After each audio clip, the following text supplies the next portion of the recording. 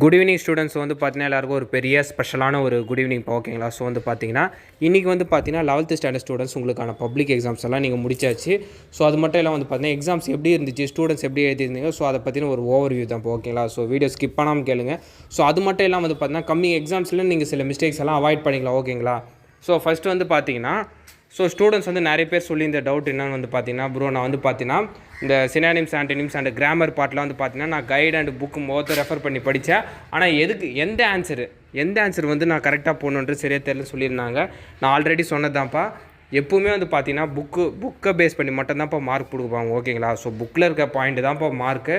So நீங்கள் வந்து பார்த்தீங்கன்னா நான் ஆல்ரெடி சொன்னிருந்தேன் ப்ரீவியஸ் வீடியோவில், உங்களுக்கு எதனா டவுட்ஸ் இருந்துச்சு, ஆன்சர் வேரி ஆகுது கைடுக்கு புக்குனா நீங்கள் வந்து உங்கள் ஸ்டாஃப் அதாவது உங்கள் டீச்சரை நீங்கள் வந்து கேட்டு எதுன்னு கரெக்டுன்னு நீங்கள் போட்டுக்கலாம் நான் சொல்லிட்டேன். ஸோ அதில் ஒரு சிலர்லாம் கொஞ்சம் தடுமாறினீங்க.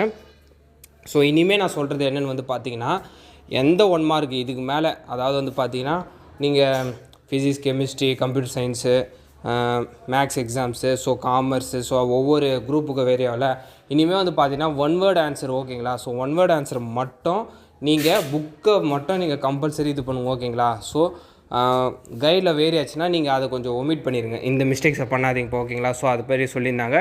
கிராமர் பார்ட்டு ஓரளவுக்கு ஈஸி இருந்துச்சு, சில இடத்துல கொஞ்சம் டஃப்பாக இருந்துச்சுன்னு ஸ்டூடெண்ட் சொல்லியிருந்தாங்க.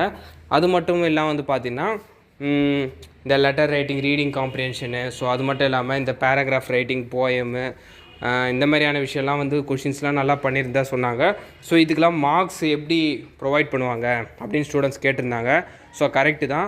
இந்த மாதிரியான paragraph writing, letter writing, reading comprehension இதெல்லாம் வந்து பார்த்திங்கன்னா உங்களோட ஹேண்ட் ரைட்டிங் வந்து கொஞ்சம் முக்கியம். இப்போ ஹேண்ட் ரைட்டிங் ரொம்ப பெஸ்ட்டாக எழுதணும் இல்லை, பார்க்க நீட்டாக இருக்கணும் உங்களோட ஹேண்ட் ரைட்டிங். ஸ்க்ரிபிள் பண்ணாமல் பாயிண்ட் பை பாயிண்ட் நீங்கள் எழுதிருந்தீங்கன்னா கண்டிப்பாக மார்க் வரும்.